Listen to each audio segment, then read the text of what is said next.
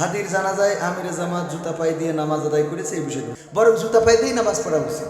হুজুর ওয়ালাইকুম আসসালাম, খুলনা এনসিপি নেতাকে গুলি করা হয়েছে এ বিষয়ে কিছু বলে। আমি কি বলবো, ডাক্তাররা বলবে, বাঁচবে কি বাঁচবে না।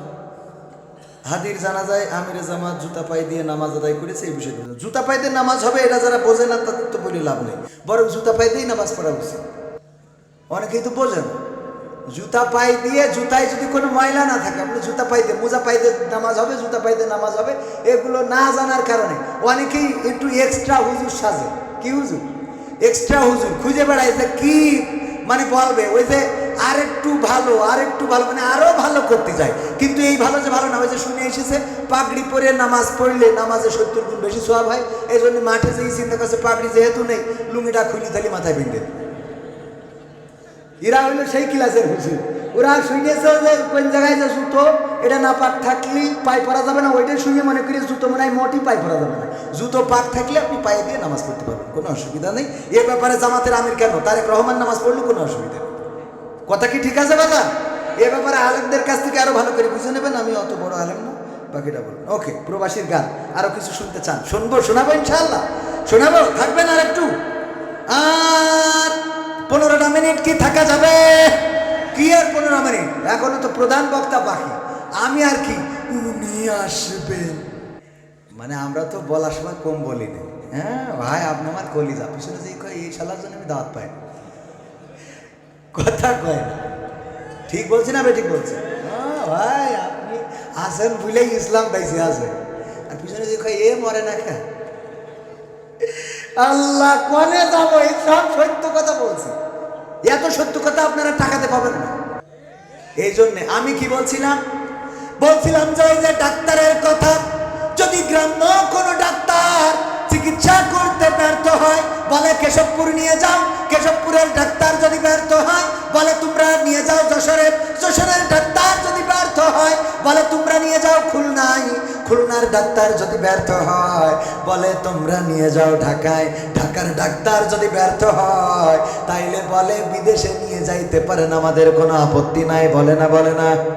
এই ডাক্তারগুলো তারা বোঝে যে যেহেতু আমরা পারছি না, সুতরাং আমরা আরো উন্নত মানের ডাক্তারের কাছে ছেড়ে দিই।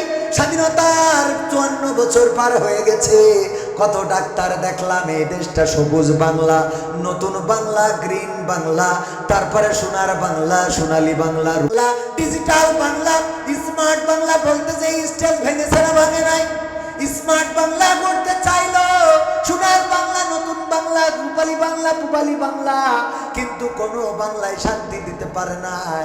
আমরা বলতে চাই যেহেতু স্বাধীনতার পর থেকে আজ পর্যন্ত ওই যে বঙ্গবন্ধু থেকে ডক্টর ইউনূস পর্যন্ত কেউ খুন বন্ধ করতে কি পেরেছে? ঘুষ বন্ধ করতে পেরেছে?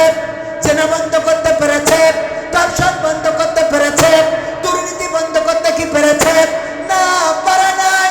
সুতরাং যেহেতু 54 বছর ধরে কত ডাক্তার আর ডক্টর দেখলাম, আপনারা পারলেন না, এইবার একটু রিফার করে দেন যে আমাদের দ্বারা যেহেতু হলো না, সুতরাং তোমরা একটু আল্লাহর প্রেসক্রিপশন দিয়ে চিকিৎসা করো,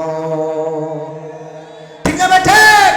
তোমরা এবার একটু বলো, ওগো আমরা যেহেতু পারি নাই, তোমরা যেই কথা বলো আল্লাহর প্রেসক্রিপশন আছে, আল্লাহর প্রেসক্রিপশন দিয়ে চিকিৎসা করো। আল্লাহর প্রেসক্রিপশন দিয়ে যদি চিকিৎসা করা হয় এই সমাজে খুন থাকবে না, এই সমাজে গুম থাকবে না, এই সমাজে ধর্ষণ থাকবে না, জেনা ব্যভিচার থাকবে। কবির বিন সামাদ যদি বিবাহিত অবস্থায় জেনা করে অথবা ধর্ষণ করে, ধর্ষণকারী অবিবাহিত হইলেও যে শাস্তি, বিবাহিত হইলেও সেই শাস্তি, কিন্তু জেনাকার যদি অবিবাহিত হয় 100 বেত্রাঘাত, আর যদি বিবাহিত হয় মাজা পর্যন্ত গেড়ে দিয়ে চারিদিক থেকে ইট পাথর নিক্ষেপ করে হত্যা করতে হবে। ওগো আমার ভাইয়েরা, আজকে যদি এমন আল্লাহর আইন কায়েম হয়ে যায়, ধর্ষণ করেছে অথবা জেনা করেছে, প্রমাণ পাওয়া গেছে, কবির বিন সামাদের পোস্টার করা হবে, কবির বিন সামাদের সঙ্গে সার করা হবে, আপনারা সবাই আসবেন, আমার যুবকেরাও এসে দাঁড়াবে, মাজা পর্যন্ত গেড়ে দেবে, আমার মিডিয়াগুলো দেখবে, আর লাইভ সম্প্রচার করার জন্য 71 টিভি, 72 টিভি, ওরা সব আসবে, সময় অসময় ওরা সব এসে যখন প্রচার করবে। এমনকি ওই যে ক্রিকেট খেলা দেখেন, ক্রিকেট খেলায় যখন ছক্কা মেরেছে, যদিও জাকির সাহেব চুইংগাম খাইলেও রান করতে পারে না, কিন্তু অন্যরা তো ভালোই রান করে। যখন একটা ছক্কা মারে, এই ছক্কা মারার পরে এবার খানিক পরে ওই ছক্কাটা আবার কায়দা করে দেখায় কেমন করে,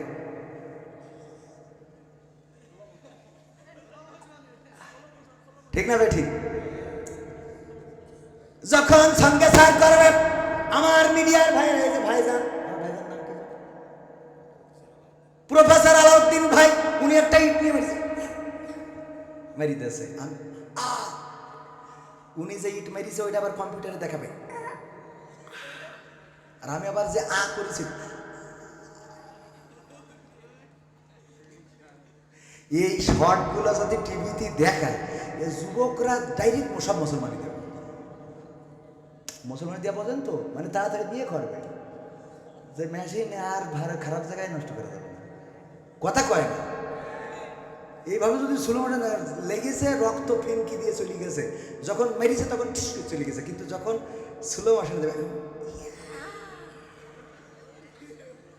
ও এইগুলো দেখার পরে ও খালি সব আল্লাহ, ও আল্লাহ, আমি মাফ চাই আল্লাহ। আমি জীবনে না, যদি কোনো মেয়ে বলে লাইলাতুল ফেব্রুয়ারিতে তোমার কিন্তু এই তোমার এই কেশবপুরী নরেন্দ্র মোদীর বাগান, মাইকেল মধুসূদনের বাড়ি জাতি হবে, ও আলবেলা আল্লাহ আল্লাহ কথা ইল্লাহ, আমি মাফ চাই, আমার শীত লেগে গেছে, হবে না, ঠিক না? ঠিক। সত্য বলছি না মিথ্যা বলছি? এইগুলো দেখানো হবে কম্পিউটারে সুন্দর করে স্লো মোশনে, একেবারে রান করা। ওই জাকিরের মতো সুইংগাম খাবে, রান পাবে না, রান দেখানো হবে না, ডাইরেক্ট রান মাইরিছে প্রফেসর, একদম মাথায় চিনকে। এইগুলো দরকার আছে না নাই? হ্যাঁ, এইগুলো যখন দেখা যাবে, এটা তো ধর্ষণের বললাম। এবার খুন, ওই যে পাথর দিয়ে রাস্তার পরে খুন করি, দেখেছেন না? এই পাথর দিয়ে যে রাস্তার পরে খুন করলো, এরকম করে মারিয়ে মারিয়ে পাথর দিয়ে মারলো, ওই আবার ওই খুনিরে পাথর দিয়ে ওরা মারা হবে, ওইগুলো আবার স্লো মোশনে দেখা হবে, পাথর নিয়ে আসতে করে আসে। ও, আমার কথা কি বুঝতে পারিছেন? ওই যে শুটার গুলি করেছে, ওই শুটারের গুলিটা এরকম সামনে নিয়ে এসে এবার ফায়ার করবে। প্রফেসর সাহেব না, উনি করবে না, থাক, উনি চাকরি করে খায়, পুলিশই করবে, ধরে মারি দিলে ওর গুলি লেগে। এই যে আবার ওইটা বারবার দেখানো হবে, বারবার দেখানো হবে, বারবার দেখানো হবে। এটা দেখার পরে আর কেউ ওই শুট করার, আজকে ওই এনসিপির এই গুলি করতো, কথা কয় না, খুলনায় আজকের এই গুলিটা হইতো। এইটাই হলো কোরআনের আইন। এইবার দেখেন প্রফেসর সাহেব, এখানে হাতের এই কবজি, ডাইন হাতের বা বাম হাতের কবজিটা নাই, চোর চুরি করলে শাস্তি কি? এখন এই আইন কায়েম রয়েছে, কিন্তু আমার প্রফেসর সাহেবের হাতের কবজি নাই। কারণ কি? কারণ ধরি নেন যে অ্যাক্সিডেন্ট করিল, তাই কেটে ফেলিছে। তারপরে যদি কবজি না থাকতো, এখানে বসে থাকলে বলতো মালটা অনেক চোর ছিল, কথা কয় না। সুতরাং যদি অ্যাক্সিডেন্ট করলি, ডাক্তার বলতো তোমার হাত কেটে ফেলতে হবে, আঙুল মাঙুল সব সেটা। ডাক্তার, আপনি পা কাটেন তাও ভালো, কিন্তু হাত না। নুনু কাটতে শিকার হইতো, তা হাত না, ঠিক না বেঠে? আমি কি বাজে কথা বললাম? বাস্তবতা বললাম, এটাই বাস্তবতা, যে আপনি বাকি যা মন চাই তাই করেন, কিন্তু হাত না। হ্যাঁ, এটা হ্যাঁ, ওই তো সেই দিকেই তো যাচ্ছে।